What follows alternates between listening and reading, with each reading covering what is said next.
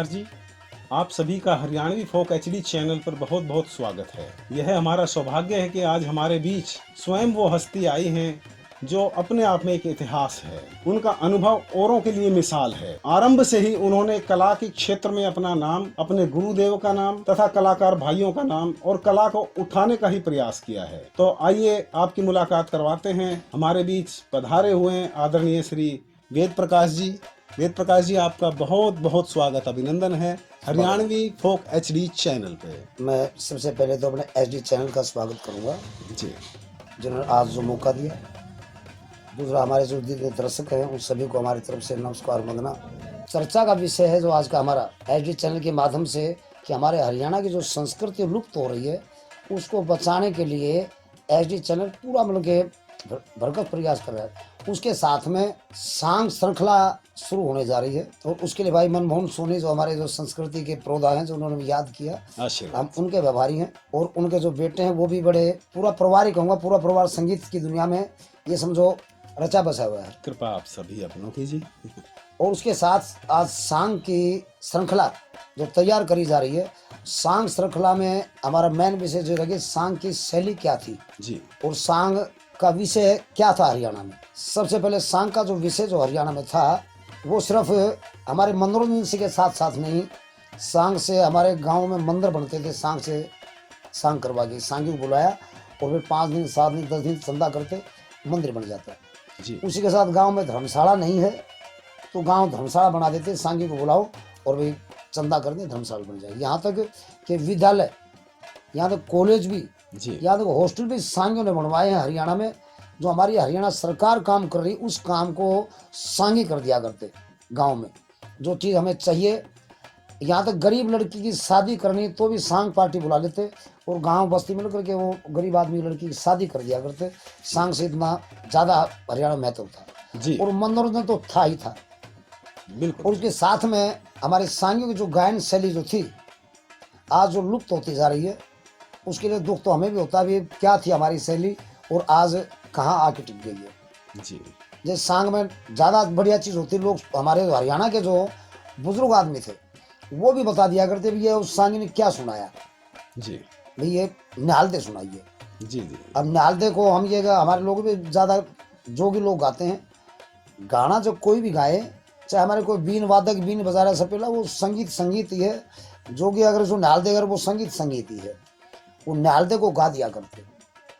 सांगे जब नालते सुनाते, सोरठा सुनाते, उसके साथ में सांग में नसीरा गाया जाता था। सांग में जैसे चमोला सुनाते थे। हमारे हरियाणा में चमोला पानीपत का अलग है, जींद का अलग है, उत्तर प्रदेश का चमोला अलग है। वो है चमोला ही, लेकिन वो सिर्फ गायकी में अंतर है। इसी के साथ जब बहरे तबील तो हर जगह गाई जाती है, चाहे रामलीला में देखें, आप रासलीला में देखें, जहाँ भी देखें, बहरे तबील ऐसी चीज़ है जिसके बिना वो कार्यक्रम भी अधूरा सा दिखाई देता। जब नहीं आएगा तो गांव के आदमी कहते बहरे तबील तो गाई नहीं सुना जी। और आज जिन चीज़ों की आवश्यकता है, उसी के साथ राधे श्याम की गायकी जो है वो हरियाणा में बड़ी मधुरता के साथ गाई जाती है। उसी के साथ जैसे सोहनी है, अब सोहनी एक ऐसा गीत है, ऐसा राग है, ऐसी शैली है सोहनी। वो सोहनी जब उसको सुनेगा तो पत्थर दिल को भी आंसू आ जाएंगे अगर सोहनी जब सुनाई जाती है। और वो समय पर गाया करते। हमारे सांगे लोग की किस समय होनी चाहिए, ये सोहनी कहाँ गाई जाएगी। उसी के साथ में से रागनी, क्यों रागनी हरियाणा में जो लोग फोड़ता से मानते हैं, रागनी गाया फोड़ है। रागनी का जो असली मकसद है, राग के एक राग है हमारा कोई भी, उस राग के जैसे 5 पत्नी हैं, 8 उसके पुत्र हैं, इस प्रकार से दोनों के परिवार को मिला के रागनी जी। वो हरियाणा में जो रागनी गाई जाती थी। तो राग गाने के लिए, शास्त्रीय संगीत को गाने के लिए और जगह चाहिए, स्थान चाहिए, उसमें रोचकता नहीं होती कि उसके अंदर ज़्यादा वो नहीं होती। राग जब गाते हैं तो राग शास्त्रीय संगीत गाया जाता है। रागनी के अंदर रंजकता भी है, लोचकता भी है और मधुरता भी, लोग उसको सुन के खुश भी होते हैं। उसी के साथ छंद गाए जाते थे हरियाणा में, खासकर दक्षिण भारत में। हरियाणा में तो छंद इतने प्रकार से सुना करते, हमारे जो ढप बजाने वाले छंद सुना करके होली के दिनों में और लोगों को बता दिया करते ये छंद है। इसके साथ लावणी, लावनी गाई जाती है। इसी के साथ साथ जैसे हमारे अली बख्श जी की अलग चीज़ है जो दक्षिण हरियाणा तक सीमित रही है, हरियाणा में अलग है। अली बख्श की गाय की अलग है, जो हमारे नवाब हुआ करते मुडावर के, जो एक नवाब होते सांगे बने। जी सांग छोटी बात नहीं, एक नवाब होते हैं जो सांगे बनकर, उन्होंने भी रेवाड़ी का हमारा जो घंटेश्वर मंदिर चंदा करके बनवाया उन्होंने, जी और अपने राज को छोड़ा नहीं, प्रजा की सेवा भी करी और सांग के माध्यम से विद्यालय स्कूल भी बनवाए। हरियाणा के जो धरोहर है वो सांग है, कि सांग में सब रस आ जाते हैं। ये छंद आ गई, लावणी आ गई, चमोला आ गया, हाथरस आ गई, नालदे आ गई, सब चीज़ें एक रात में जब गाई जाती है समय समय पर, तो उससे ये हो जाता है अभी सब रस गाने के उसके अंदर आ गए। उसी के साथ हमारे आज के सांगियों को भी इस्तेमाल करनी चाहिए ये चीज़। मैं सभी सांगियों से प्रार्थना करूंगा कि अपने सांगों में छंद को भी शामिल करें, लावणी को भी शामिल करें, सोहनी को भी शामिल करें, राधे श्याम को भी शामिल करें, बहरे तवील को भी शामिल करें, नशीरा को भी शामिल करें। उसके साथ साथ अली बख्श की चीज़ उनको भी शामिल करें, लावणी को भी शामिल करें। जी और दोहे तो बोले जाते हैं सांग के अंदर, दो बिना दोहे के तो सांग होता ही नहीं, हर जगह दोहा बोला जाता है। बल्कि वेद जी मैं तो यह भी कहूंगा कि आज के लेखकों को, जितने भी लेखक हैं, कलमकार हाँ जी, हाँ हैं, जी। जो माँ सरस्वती के उपासक हैं, इसमें कोई शक नहीं, हाँ जी, तो उन्हें भी इस प्रकार की गायकी को इस्तेमाल करना चाहिए। बिल्कुल मनमोहन जी, आपकी बात सच्चाई है। जी आज के युग के हमारे लेखक जो है ना, लेखक भी वो इस प्रकार के गीत लिखते हैं कि आज गीत लिखा है कल समाप्त, हाँ, पर वो लंबी रेस के तो नहीं होते, क्योंकि वो उन्हें भी पता है कि भाई तुम किस स्तर पे जा रहे हो और किस ढंग से नीचे आओगे। मतलब आज के लेखकों के गीत इस प्रकार के हो गए जैसे पानी का बुलबुला बरसात में सामने उठता है बिल्कुल, और थोड़ी देर बाद खत्म। आप बिल्कुल सही कह तो रहे हैं। आज गीत आया कल खत्म, जी। लेकिन हमारे प्राचीन जो कवि हैं उनकी कविता आज भी समाप्त नहीं हो रही। जी हाँ, ये लोक संस्कृति जो हमारी सांगों में जो देखने को हाँ मिलती है, वो साक्षात एक परमानंद महसूस कराती है। बिल्कुल। परंतु ये गीत तो जहां तक मेरा ख्याल है, जो आधुनिक गीत जो अब चले हुए हैं, ये संभव नहीं कि ये सभी गीत हम घरों में सुन सकें। ये या तो दूसरों की शादियों में, चलती गाड़ियों में, क्लबों में ही बेशक अच्छे लगें, परंतु ये गीत सुने जा सकते, रूह तक नहीं उतर सकते। इसका मेन कारण यही है कि ना तो लेखक अच्छे शब्द लिख रहे, और जो धुन जो बनाई जाती थी इन रागों के आधार पे, जो आपने बताया अली बख्श हैं, सोहनी है, बहर तबील है, इन धुनों पे तो शायद ही कोई गीत प्रदेश में आज तक आया हो। मुझे नहीं लगता कि बहर तबील गायकी इतनी प्रभावशाली गायकी जो वीर रस को दर्शाती है आज तक। मैं एक जी झलक दिखाना चाहता हूँ जी। छोटी सी, कि हमारे स्वागत यहाँ है। चमोला गाया जाता है हरियाणा जी में, जी लेकिन हाथरस का जो हमारा चमोला वो अलग है। जी जैसे यूपी का चमोला अलग है और जींद जिले का चमोला अलग है, जी पानीपत का चमोला अलग है। जी। क्यों हमारे जो क्षेत्र के सांगी जो होते थे ना भैया, ये पानीपत जिले के सांगी हैं, जी ये जींद जिले के सांगी, तो उन्होंने अपना जींद में सुना है। जी, और मेरे गुरुजी जो थे वो ऑलराउंडर थे, बहुत बड़ी बात है जी, क्योंकि बहुत वो बड़ी। इतने तो राजस्थान में जाते, इतने हाथरस में जाते, जी इतने ही वृंदावन तक उनके सांग होते, जी इतने ही अलीगढ़ क्षेत्र जो है, जी जिसको आज भी हम कहते हैं वहाँ ब्रज भाषा बोली जाती है, वहाँ भी हम लोग सांग के शौकीन थे, और वो वहाँ जा करके उसी प्रकार से ढल जाया करते। जी जी बिल्कुल। जैसे उनका एक चमोला है हाथरस का, वो मैं आपको जी सुना दूं। जी जी, वाह वेद जी वाह।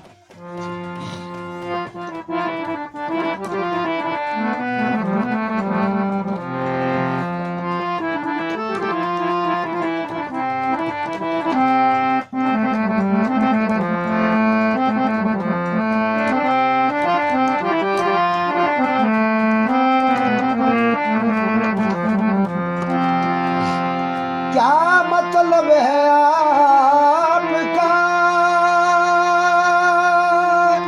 मुझे बतलाओ, सुगना सुगना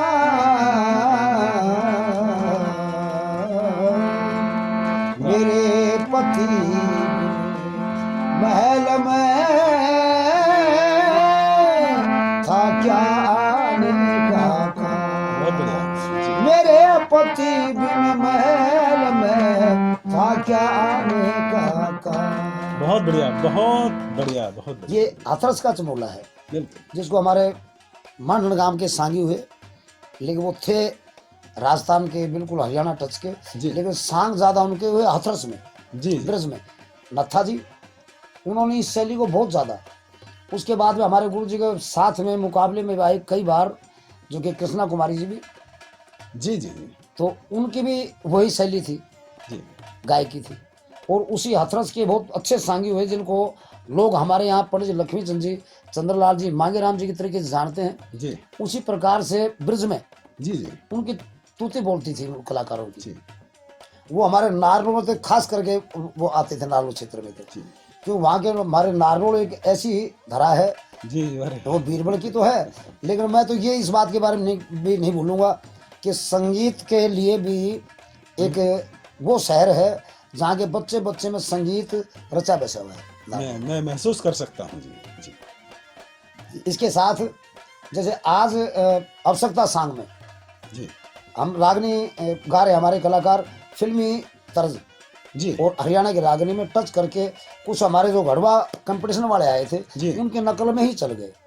जी तो कुछ लोग हम पे भी थोप देते, आपके गुरुजी चंद्रलाल जी फिल्मी दुनिया में गाते थे, जी वो गाते थे, लेकिन वो उस फिल्म के गीत को सेम लिखा करते, जो गीत के अंदर जो शब्द हैं वही गीत उस रागनी में होते थे, वही बोलूत नहीं, एक शब्द घटना नहीं बढ़ना नहीं। और ये हम जो बनाते हैं फिल्मी तर्ज और हरियाणवी रागनी फिट करते हैं, उसको कहते हैं हम तोड़ मरोड़, जिसको जुगाड़ कहते जी, हैं जी, हरियाणा में। ये जुगाड़ से कोई गाड़ी बना ली जिसका लाइसेंस परमिट कुछ नहीं, तो उसका ड्राइवर का कुछ भी नहीं मिलेगा उसको। हम ये कह सकते हैं कि वो रूहदारी चीजें नहीं बन सकती, क्योंकि वो शब्द शायद आज तक रूह तक नहीं गए हैं। हाँ। यह बात अलग है कि ये व्यवसाय बन गया है बिल्कुल जी, परंतु ये अन्याय है, लेखनी से अन्याय है। माँ सरस्वती के उपासकों ने ये गलत रास्ता चुना है। हाँ। जो भी इस प्रकार की लेखनी लिखता है या गाता है वो गलत है, क्योंकि यह इसका नुकसान अभी नहीं, हमारे आने वाले समय में जो हमारे बच्चों को जो होगा, हाँ बिल्कुल सही करिए। वो बहुत ही गंदा प्रभाव छोड़ कर जाएगा। तो इस बात को समझना चाहिए। अब जैसे मेरे गुरुजी का एक सांग था जी मोहना देवी राम कुमार जी वो पिंगला भरथरी का बदल बनाई थी उन्होंने। जी जी और पिंगला भरथरी के बदल में वो दो दोस्त हैं और एक पत्नी का जब धोखा मिला, उसे जी विश्वासघात हुआ, तो एक दोस्त तो हंसता था जब फूल पड़ते थे, एक दोस्त हंसता था बरसात होती थी। जी और दोस्त की शादी में वो नहीं हंसा क्योंकि उसकी पत्नी ने उसके साथ विश्वासघात कर दिया। जी और वो शादी में अगर जैसे आज कोई बारात में गया, बैंड बाजा बज रहा है, तो वो नाचेगा कैसे, पत्नी से धोखा कर दिया। ठीक बात जी। वो तो अपने दुखी है। हाँ उसने कहा तू भी हंस, जी बोला मैं हंस नहीं सकता। तो गुरु जी बिल्कुल हरियाणी में एक रागनी भी है कि उमंग बिना हंसी नहीं आओ, जब बंद जागा भ्रम की, अरे कि हंसिया जा से मेरे लागी चोट भरम की। ये पूरे हरियाणा में बड़ी प्रचलित रागनी है। इस रागनी को हमारी माता बहनें भी गाती हैं, सत्संगों में भी गाती हैं, बड़े हर आदमी की जुबान पे रागनी है ये। जी उसी खिस्से की रागनी से वो निकाल दिया धक्के मार करके उसे, वो रात को एक खाई में लेट जाता है, बिस्तर लगा लिया अपना, जी बिस्तर खान, लेकिन अपन हाथ का तकिया बना करके लेट गया। और उस वक्त उसे ये दिमाग में ये आई, अगर दुनिया में हर आदमी मतलब का है, पत्नी भी मतलब की थी, धोखा कर गई, और आज जो दोस्त था और जो एक राजा है तेरा, तू उसका वजीर है, उसने तेरे साथ में ये कर दिया, तो वहाँ आंखों में आंसू आ जाते उसे। और अकेला रात को 12 बजे पड़े अकेला ही उस खाई के अंदर गा रहा है, जिसको गुरुजी ने चयन किया कि इस वक्त कौन सा राग होना चाहिए, कौन सा गीत होना चाहिए, सोहनी राग में जिन्होंने तैयार करा। वाह वाह।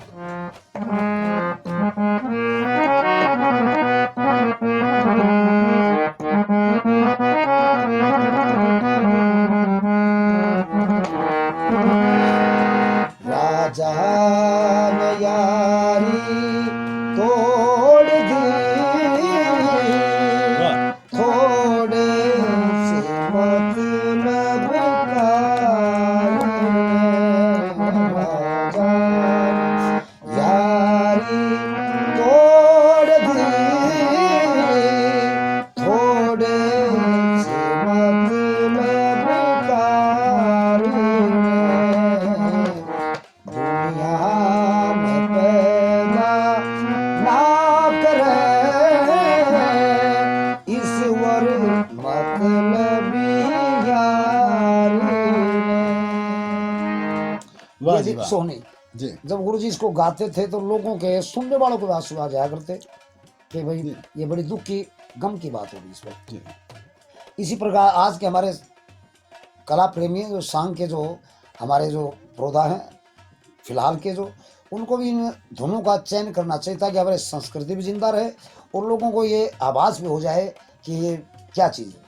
जी नहीं, इनका प्रभाव रहा अपने जैसे क्षेत्र में, नारनौल क्षेत्र में खासकर, क्योंकि वहाँ हाँ जहाँ तक मेरा अनुमान है पूरे प्रदेश में जो रामलीला श्री धार्मिक रामलीला ट्रस्ट हाँ जी। ट्रस्ट जो नारनौल में है, आदरणीय दिवंगत श्री रेवती नंदन जी द्वारा निर्मित, तो सबसे पुरानी रामलीला है। वहाँ अक्सर ये इस प्रकार की गायकी सुनने को मिली जो हाथरस पे रही। तो बिल्कुल जब आपने गाया तो मुझे 2 लाइनें याद आई जो लक्ष्मण के करैक्टर में किसी जमाने में मैंने की थी। तो ये चीजें आगे से आगे चलती रही हैं और चलती रहनी चाहिए। बिल्कुल बिल्कुल। हम मंच पे बोलते थे, हूँ करुणा निधि करूँ मैं यतन, करुणा मेरी सुन लीजियो, हे नाथ दीनानाथ लखन अनाथ को संग लीजियो। तो इस प्रकार का ये देखो, हमने बुजुर्गों से सुनी, बिल्कुल मनमोहन जी। हमसे अगर बच्चे सुने सीखें तो ये हमारा लगेगा कि भी हमने अपना कर्तव्य पूरा किया।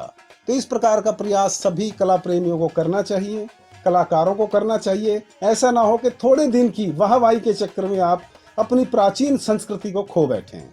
मनमोहन जी, सांग एक विधा, जी सांग विधा हरियाणा में जमीन से शुरू हुई थी। पहले हमारे यहाँ नीचे सांग होते थे, जी उसके बाद में जैसे हम इतिहास देख रहे हैं कि हमारे बहुत अच्छे सांगी हुए जिन्होंने कुरुक्षेत्र से अपने सांग को शुरू किया, हमारे किशनलाल भाट ने। जी वो नीचे सांग होते थे।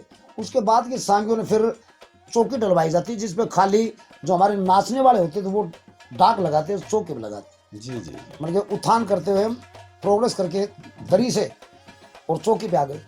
और फिर हमारे जो बुजुर्ग जो कलाकार हुए जिनके हम ऋणी हैं, उन्होंने फिर क्या किया कि तख्त नहीं होते थे, जी बैलगाड़ियां हुआ करती, ऊंट गाड़ियां हुआ करती, वो लगा करके वो शुरू कर दिए। जी और फिर उससे फिर सुधार आया तो बैलगाड़ी हटा करके जी और फिर तख्त शुरू कर दिए। जी और तख्तों के साथ साथ भी फिर देखा भी यार ये कलाकार की आवाज़ जो है वो दब रही है, जी तो फिर सामियाने लगाने शुरू कर दिए। जब गांव-गांव में, आज तो नहीं, हर लड़की की शादी में लड़के वाला सामियाना डाल के जाता था, दरी डाल के जाता था कि जब पंचायत होगी तो ये सामियाना या सांग होगा तो सामियाना तान दिया जाएगा वाह। और दरी बिछा दी जाएगी और कार्यक्रम हो जाएगा। बहुत बढ़िया जी। हमारे ऐसी वेद जी, मेरे बाबू जी आदरणीय श्री केदारनाथ सोनी जी, उन्होंने किसी जमाने में मुझे बताया था कि मोहन, इस प्रकार की रागनियां होती हैं अपने हरियाणा में कि उनके गाने से पीठ का दर्द सही हो जाए। उनके गाने से हमारी बॉडी के किसी भी हिस्से में अगर दर्द है, कोई बीमारी है, तो गायन के योग से, क्योंकि गायन को मैं बहुत बड़ा योग मानता हूँ बिल्कुल। और मानना भी चाहिए, तो गायन के योग से, उस विधा के माध्यम से वो बीमारियां दूर हो जाया करती थी। बिल्कुल जी, ये अपने प्रभात फेरी के समय दिया, ये बोली जाती है ये कुछ बातें। ये अपनी हाथरस, ये होडल पलवल की साइड एक गायकी है हाँ जी। कि तू तो वीर था जन्म गवा गयो, चौथा पन आ गया। उसका एक अंतरा है जिसके अंदर 80 के करीब अक्षर हैं जो एक ही सांस में गाने होते हैं। अगर उसको हम बीच में छोड़ते हैं तो वो ताल से भटक जाते हैं। बिल्कुल। तो बुद्धि जीव उसको कंटिन्यू गाएगा। अगर कोई भी व्यक्ति कंटिन्यू 80 शब्द बोलेगा तो वो अपने आप में बहुत बड़ी योगा ही है। बिल्कुल।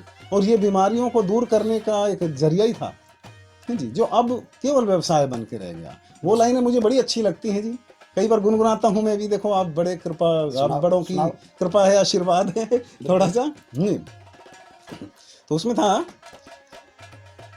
कभी खायो ना खिवायो, दान दियो ना दिवायो, महल मंदिर बनायो और कमायो खूब नाम, नाम राम को ना लियो, जैसो आयो चल दियो, बता तूने कहा कियो कछु गयो ना छदाम। जोड़ी जोड़ी धर चलो भागे, कोई पीछे तय खाएगो, रे तू बिरथा जन्म गवागो। तो ये गायकी हर व्यक्ति को खींचती है और खींचनी भी चाहिए। इसको प्रस्तुत करने का जो तरीका है वो अपने आप में एक योग है। बिल्कुल बिल्कुल। हाँ, और अपने गायन विधा को तो एक जादू भी माना गया है गुरुवर। वो था ना कि पहला जादू रूप है, दूसरा जादू भाग, तीसरा जादू लक्ष्मी, चौथा जादू राग। राग का मतलब गाना बजाना, यही तो वो सर्वश्रेष्ठ। गाने का मतलब ये नहीं कि हम सुरताल में गा रहे हैं, गाने का मतलब है सुरताल में अच्छी चीज गा रहे हैं। अगर शब्द प्रभावशाली हैं, उसके बाद गाने का तरीका प्रभावशाली है और गाने वाला रूह से गाए तो वो तो प्रभाव छोड़े ही छोड़ेगा। बिल्कुल। ना का मतलब ही नहीं। देखो मनमोहन जी, मैं आपसे बता रहा हूँ, गाने वालों की तो यही तो एक बात रही जी। जैसे मैं अभी बता रहा था आपसे, शाम को उठा करके ले किस लेवल तो कलाकार लेकर गए जी जी, तख्त पे आ गए, सामियाना आ गया। सामियाना आने के बाद में पहले क्या था कि दामन पहन के और घाघरी लुगड़ी पहन के खड़े हो जाया करते। जी जी कोई मेकअप नहीं होता था उस जमाने में का। खाली एक मिल गई तो टिक्की मिल गई लगा ली या लिपस्टिक लगा ली, बस जी ये उनका मेकअप था साधारण। और उसके बाद फिर कुछ सुधार होता है तो सूट सलवार में भी आ गए जी आज के हमारे नाचने वाले जैसे। फिर जैसे पंडित लक्ष्मीचंद जी, मागे राम जी, उनका क्या था, शैली थी जब तक की, जी एक रागनी रानी ने गाई है तो एक रागनी राजा ने गाई है। फिर एक रागनी अगर किसी वजीर की आ गई तो वजीर ने गाई है, बांदी की तो बांदी ने गाई है। जी मेरे गुरुजी ने फिर उसमें कुछ सुधार किया कि वे फिल्म 3 घंटे की है जी और सांग हमारे होते थे उस जमाने में दिन निकलाता था, जी जी पूरी पूरी 10-10 घंटे सांग होना। तो गुरुजी ने इस बात के बारे में सोचा भी इतना हम मसाला हम दे रहे हैं तो कुछ को लोगों का टेस्ट बनना चाहिए जी कि फिल्मी दुनिया वालों ने एक बोल लेडीज का एक जेंट्स का है। जी तो मेरे गुरु चंद्रलाल जी वही उसी बात को देखते हुए रागनियां भी 2 चश्मे तैयार करी। जी आज हरियाणा में, राजस्थान में, यूपी में इस बात के जनक माने जाते हैं। 2 चश्मे रागनी के जनक थे तो चंद्रलाल जी थे। जी जी उसके साथ साथ फिर उन्होंने जितना भी काम किया, अगर स्टेज के ऊपर तोता मैना की आवश्यकता आज के हमारे कलाकार नो भारत का सांग करते हैं जी तो कपड़े की मैना बनाई जी। और दिखा दिया, वो प्लास्टिक के रखा करते। ठीक बात जी अगर कहीं हथियार की आवश्यकता पड़ी तो आज के कल जो हमारे कोई नकारे का डंका उठा लिया और कुछ उठा लिया उसकी तलवार बना ली, वो ओरिजिनल तलवार स्टेज पर रखा करते। जी अगर जहाँ हथियार की आवश्यकता तो हथियार भी ओरिजिनल ही इस टाइप पर रख करके जी जब वो उस रोल को अदा किया करते। जी जिसका अगर रांझे का रोल है, पहाड़ी का है, तो वो काली कमली काला कपड़ा ही लेकर के स्टेज पर रांझा बन करके आया करते। हम ये कह सकते हैं कि भी उन्होंने सांग को जिया है, जिया। करेक्टर को जिया है, करेक्टर को जिया उन्होंने। उसी अंदाज में रहे, उसी साजो सज्जा के साथ रहे, उन्हीं हर चीज की उन इस चीजों को को बढ़ाने की कोशिश भी की उन्होंने। हर उस चीज को अपनाया जो उस करेक्टर को चाहिए था। ये बहुत बड़ी गौरव की बात है। रांझे के लिए तो ड्रेस है तो एक संदूक अलग से गुरुजी के पास रहती थी, हीरे के लिए भी बुरका। जी वाह अगर जिस रोल अदा करे तो तेरा बुरका होना चाहिए। अगर किसी रानी का रोल होता जैसे दुष्यंत शकुंतला में जी वो सांग करते, या जैसे द्रौपदी के लिए या और सावित्री के लिए तो उनके लिए मुकुट लगवा दिया करते। वाह भाई इसका पहचान हो ये आज की रानी है, ठीक बात मुकुट लगवा देते, छोटा मुकुट रहता है उनके। तो इस प्रकार की उनको दिल में रहती है और जो हम रोल कर रहे हो रोल को उसी प्रकार से अदा करें। जी जैसे बहुत से लोग मजाक भी करते हैं, अगर नजदीक पेड़ होता तो उस पेड़ पर लकड़ी काटने के लिए चढ़े सत्यवान बनकर वाह वाह वाह कुहाड़ा लेकर के चलते भाई ये बिल्कुल लकड़ आ रही है, वो रस्सी लेकर के कुर्ता निकाल करके और धोती में ही बनियान में ही सारे से गांव के आम आदमी चलते हैं। जी उनके पास में हास्य कलाकारों का भी मतलब कि अहम रोल होता है सांग में। जी हास्य कलाकार की बात जो होती है वो 2 साइड होती है, 2 साइड। जी वो उसकी मर्जी समझने वाले क्या समझे, हर शब्द का अर्थ तो फिर विचारों के अधीन है ना। तो इस प्रकार से देखो किसी को अच्छाई में भी बुराई नजर आती है। बिल्कुल बिल्कुल। जी अगर भाव अच्छे हैं तो बुराई में भी अच्छाई निकल जाती है। और उन्होंने सांग को बढ़ावा देते हुए जी और सांग का मतलब कि विकास डेवलपमेंट करते हुए, जी पहले सांग में हमारे सारंगी बजती थी, जी सारंगी की फिर बात सारे साथ साथ हारमोनियम में आ गई। जी अब सारंगी वादक बड़ा हमारा दुर्भाग्य है जो कि हरियाणा में बहुत कम है जी और वो स्टेज पे सांग स्टेज पे नहीं रहे। जी उसके साथ फिर अब वो जगह क्लारनेट की भी मतलब जो उत्पत्ति है जो सांग में जी वो मेरे गुरु चंद्रलाल जी करने वाले हैं। उससे पहले किसी सांग के पास क्लारनेट नहीं होता था, बहुत बड़ा ये जो कि वरदान ये है, जो वरदान शुरू किया जिन्होंने। जी तो सांग- कई चीजों का आविष्कार किया उन्होंने सांग विधा में। हाँ जी जो कि सांग के मंच पर यानी कि सरताज साज बोल सकते हैं। हाँ जी। क्योंकि देखो ये उनके द्वारा निर्मित है, ये बहुत बड़ा सौभाग्य है जी। और मनमोहन जी एक बात और बताऊंगा जी, आपसे जी, मैं, जी। कि सांग विधा को कहाँ तक पहुंचाया। जी किसी भी आपने फिल्म को छोड़ करके या सर्कस को छोड़ करके टिकट लगती नहीं देखी किसी कार्यक्रम पर। उनका उस जमाने में देखा कि टिकट लेने वालों की भीड़ रहती थी बाहर। हम जब स्टेज पर जाते तो बाहर रोला भाई टिकट मेरी होनी चाहिए, मुझे दे मुझे दे मुझे दे। कुर्सी वालों की टिकट अलग से होती, उसका पैसा अलग से होता। जी ये नहीं यूपी में नहीं, राजस्थान में भी हरियाणा जहाँ जाते तो वो 2 जगह टिकट नहीं होती थी उनकी। तो कोई शादी के सांग होते जी वहाँ टिकट नहीं, जी या कि लड़के का देशोपन है खुशी में बुला रहे अगला पैसा बरत रहा है सांग देखो फ्री में। ठीक बात है। ना वो मंदिर धर्मशाला वगैरह बनवाते वो टिकटों से ही चंदा अलग लेते और टिकट अलग से, बहुत बहुत बड़ी बात।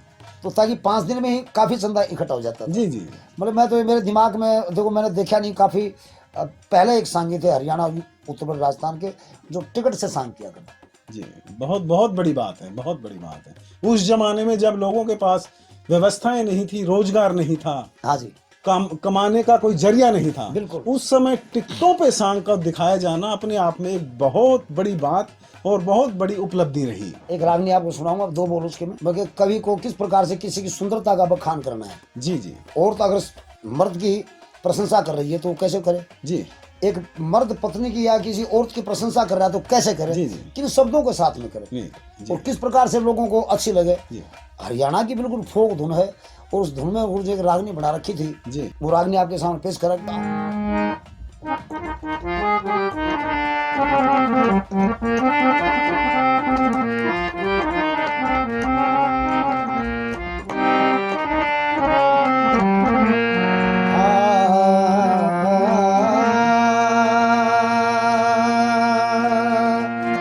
तेरा कौन कड़े की रहने वाली तन दिल की घुंडी खोली को ना पर्दा करके खड़ी हो गई रे मैं बोला तू बोली को ना।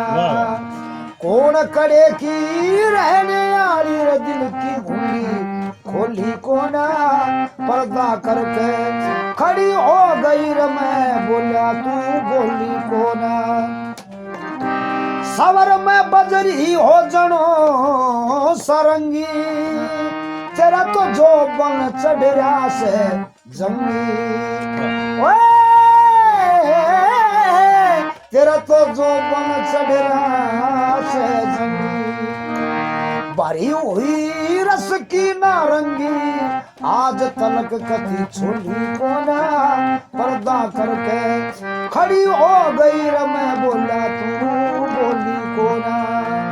मेरे गुरु जी अपने दादा का परदादा का गांव का अपनी रागनियों में जिक्र किया करते, जैसे पंडित जी नंदलाल जी हुए या गुरु जी चंद्रलाल जी हुए। 2 कवि हमारे नजर में ऐसे हैं जिन्होंने अपने गुरुओं का दादा परदादाओं का नाम उजागर किया और करना भी चाहिए। शिष्य ने भाव रखना चाहिए प्रभु समान गुरु का। जी फिरे मान मति मंद कूड़ नहीं जाना ध्यान गुरु का। चंद्र तज अभिमान सही है ये ऐलान गुरु का। जी गुरु वो चीज है जो आदमी को वार से पार कर देता है। गुरु गूंगा गुरु बावरा कैसा भी हो, अपने गुरु का दादा गुरु का नाम हर कली में कोशिश करें लगाने की। उन्होंने इसी रागनी की 4थी कली में भी अपना भी नाम साथ ले गए और गुरु का भी दादा गुरु का भी। बहुत बढ़िया। क्या मंगल चंद क्यों हुई बावली कर सुंदर दो बात तावली। दादा नथू लाल ना रहे जावली शंकर दास जिठोली को ना पर्दा करके खड़ी हो गई रे मैं बोला तू बोली को ना। बहुत बढ़िया बहुत प्योर हरियाणा फोक थी जी जो गाया करते सुनाया करते जी। ये बहुत बहुत बढ़िया बहुत बढ़िया। और आज हमारे गुरुजी की जो परंपरा को हमारे गुरु भाई हैं, मेरे से छोटे भी हैं मेरे से बड़े भी हैं जी और मैं तो उनका सबका आभारी हूँ जो इस परंपरा को जिंदा रख रहे हैं जी हरियाणा संस्कृति को सांग विधा को जी इस युग में और साथ साथ में गुरु के नाम को भी रोशन कर रहे हैं। जी इसलिए मैं उन सभी का आभारी हूँ। जैसे मेरे भाई हैं सूरज सांगी जी जो क्या यहाँ इस चंडीगढ़ में सम्मानित भी हुए बहुत बहुत और जिनका फिल्मी दुनिया में भी फिल्म में भी सांग गाया और जिन्होंने बिल्कुल एक नीचे से लेकर के सांग परंपरा को कहाँ तक लेकर के आए। जी ना तो उनके घर में कोई कलाकार है जी ना उनके कोई रिश्तेदारी में कलाकार है, लेकिन सब भाइयों को गुरु भाइयों को अपने शिष्यों को जोड़ के और पार्टी को जो खड़ा किया, इसलिए हम उनके आभारी हैं। नहीं वो गौरव हैं। हाँ जी देखो आदरणीय सूरज जी गौरव हैं क्योंकि उन्होंने प्रदेश की जो ये बहुत विराट जो रही विधा जो आज सूक्ष्मता में सिमट गई। बिल्कुल बिल्कुल उन्होंने वो संजीवनी का काम किया। ये उन्होंने टैगोर थिएटर में सांग माया देवी का मंचन किया। अब भी वो दृश्य दिमाग में आता है तो गौरव होता है कि हमने उन्हें हम सभी ने सहपरिवार इनको साक्षात देखा सुना और ये हमारे प्रदेश के लिए बहुत ही गौरव की बात है। दूसरे हमारे है तो राजस्थान से मेरे गांव के ही भाणजे भी हैं जी बाबूदान सिंह चौहान, बहुत बहुत वो भी बिल्कुल नीचे से सांग को ऊपर उठा करके लेके आए हैं। जी और मैंने पहले बताया कि जो गुरु भक्त है किसी कला में जो गुरु भक्त होगा वो ही आगे निकलेगा, वरना जो दिल के मार बाप और गुरु के प्रति जिनके श्रद्धा भाव नहीं जी वो व्यक्ति समाप्त होते चले जाएंगे। जी जैसे सावन के महीने में तीज दिखाई देती, उसके बाद नहीं दिखाई देती। बिल्कुल। इसी प्रकार से वो कलाकार जो गुरु माँ बाप के सेवक नहीं है, जी। तीन बात है, गुरु, माता और पिता, इनके सेवक नहीं, वो मनुष्य उस सावन की तीज की तरह दिखाई देते, बाद में लुप्त हो जाते हैं, बिल्कुल बिल्कुल। साल भर नहीं दिखते। जी। इसी प्रकार से भाई बाबूदान ने भी जो कि अपने खुद की ही पार्टी बना करके सब गुरु भाइयों को साथ नहीं, लेकर उनका के, बहुत अच्छा प्रयास रहा जी, उनका रहा बहुत अच्छा। आदरणीय भाई कैलाश जी हैं, बंटी जी हैं, हाँ जी, जो रूह तक उतरते हैं शब्दों के माध्यम से, गायकी के माध्यम से। ये हमारा सौभाग्य है। और- कैलाश तो हमारा एक, ये समझो आज मैं ये कहूँ कि हरियाणा में, जी पूरे हरियाणा में रागनी गायक का एक ऐसा शख्स है वो, जी उसे कहीं भी छोड़ दो, किसी भी तरीके से छोड़ दो, उस रागनी को उसी प्रकार से तोड़ मरोड़ के, खासकर अपने गुरु की जो तान थी, जी जो गुरु जी धुने- लगाया करते चंद्रलाल धुने जी, थी। हाँ जी, वो सारंगी की तान लगाया करते, वो लगाने की पूरी मतलब की कोशिश रहती है उसकी, मैं लगाऊं। जी इसको कहते हैं माँ पे पूत, पिता पे घोड़ा, घना नहीं तो जी थोड़ा थोड़ा कुछ तो असर आना चाहिए। वो साक्षात सच्चाई है। जी इसी के साथ मेरे भाई हैं छोटे शौकत, जो गुरु जी के साथ सांग में रहा करते, जी। आज उत्तर प्रदेश में वो भी अपनी सांग पार्टी चला रहे हैं, बहुत अच्छी बात। जो इस युग में हम उसके उनके आभारी हैं। नहीं, इन सभी का साक्षात ये तपस्या है जो साफ साफ झलकती है। अच्छा, एक भाई था हमारे बेदू नाम से, जी वो सांग की दुनिया में जिन्होंने बिल्कुल गुरु जी के बाद में अच्छी पार्टी जिन्होंने चलाई, लेकिन कुछ दुर्भाग्य रहा, इस वजह से काम उनका थोड़े दिन चला, जी जी जी फिर उसके बाद वो पार्टी खंडित हो गई। उनके शिष्य हैं भाई मोहन मलिक, जी जी वो भी हमारे गुरु जी के पोते चले हैं, वो भी परंपरा को, संस्कृति को जिंदा रख रहे हैं, हम सबके आभारी हैं। लेकिन बहुत मैं तो उनका भी आभारी, जो मेरे गुरु जी के शिष्य ना होते हुए भी जो मेरे गुरु जी रागनियाँ गा करके और उनके नाम को और उस हरियाणा संस्कृति जिंदा रख रहे हैं, मैं तो उनका भी आभारी हूँ तहे दिल से। जी जी हाँ, जो सभी यानी कि सभी माँ सरस्वती के उपासकों मासूम पुत्र का, सारे। सभी का। वे जी बहुत अच्छा लगा, आपने जो ऐतिहासिक चीजें बताई अपने सभी कला प्रेमियों को, उसके लिए सभी की ओर से, मेरी ओर से आपका बहुत बहुत धन्यवाद, बहुत बहुत शुक्रिया, धन्यवाद। धन्यवाद।